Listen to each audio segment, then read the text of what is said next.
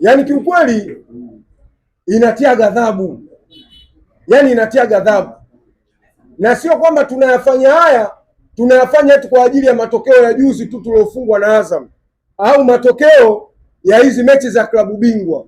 Simba kufungwa mechi 2 mfululizo katika ligi ya klabu bingwa ni vitu vya kawaida. Tushafanya hivyo na tulishafuzu, na mpaka sasa hivi tunavyokuambia hatujakata tamaa, isipokuwa tunachojiuliza sisi, au kufungwa na Azam goli 2 kwamba eti Simba ndio tunakuja ukifanya hichi tunachokifanya. La hasha, tumeangalia misimu yote hii 4 kuelekea huu wa 5, kuna dalili inaonekana kabisa inawezekana na msimu huu tukifanya masiara tunaenda kupotea tena. Ndicho kinachotupelekea sasa turudi kwenye uhalisia wetu wa kuitafuta slogan yetu ya Simba nguvu moja. Simba slogan yetu imepotea, na hii iko wazi. Ukiona mpaka kiongozi wa juu, kiongozi wa mwisho, yani top level of leader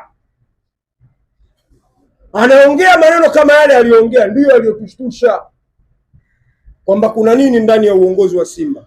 Na sisi tunafahamu kwamba Simba ikikaa katika slogan yake ya Simba nguvu moja, huwa mara nyingi hatushindwi na jambo, huwa hatuteteleki, huwa hatupotei. Yaani ndio Simba ilivyo, hatushindwagi na jambo tukikaa katika slogan yetu.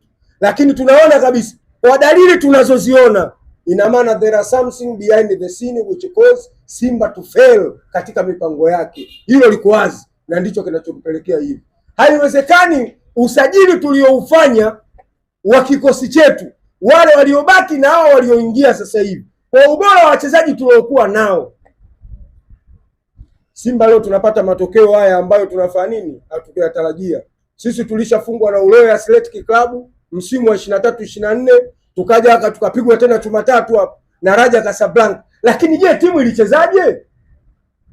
Timu imecheza vipi? Na baada ya hapo kilitokea nini? Lakini leo Simba tunafungwa na timu ambayo unaona kabisa yani uwezo wa kumfunga hata goli 4 pale pale nyumbani kwake tunao. Na dalili zote zinaonyesha kabisa kwamba Simba ina uwezo wa kufanya kupata matokeo hapa. Lakini magoli kuingia hayataki. Wachezaji wanacheza kama vile hawako uwanjani. Na inawezekana unaona kama wanafanya kusudi, lakini si, la hasha. Wachezaji, mpira ni ajira muda mfupi. Mchezaji hawezi akafanya kusudi, especially katika mashindano ya kimataifa. Mchezaji atafanya kusudi kwenye mashindano ya ndani, lakini mashindano ya kimataifa kule ndo anajua kabisa Mayele amepata ugali mkubwa kupitia mashindano ya kimataifa. Kina Jose Luis Mixon wamepata maisha bora kwenda kuchezea national rally kwa sababu ya mashindano ya kimataifa. Pape Osman